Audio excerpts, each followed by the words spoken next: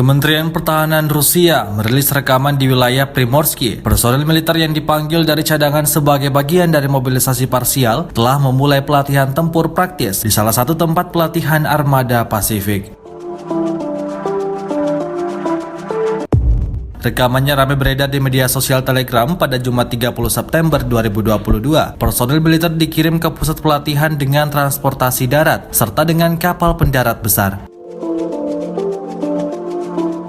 Selama kegiatan persiapan di tempat pelatihan, personel militer di bawah bimbingan instruktur berpengalaman dengan pengalaman operasi tempur dalam konflik bersenjata modern akan melakukan latihan menembak dari senapan serbu Kalashnikov, juga akan mengambil bagian dalam kelas melempar granat tangan. Diketahui mereka juga akan berlatih mengemudikan kendaraan tempur.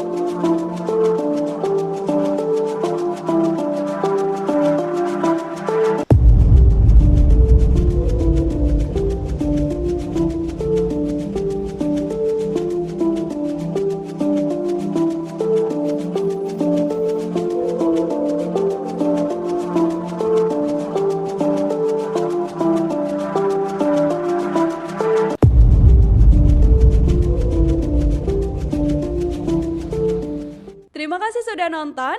Jangan lupa like, subscribe, dan share ya.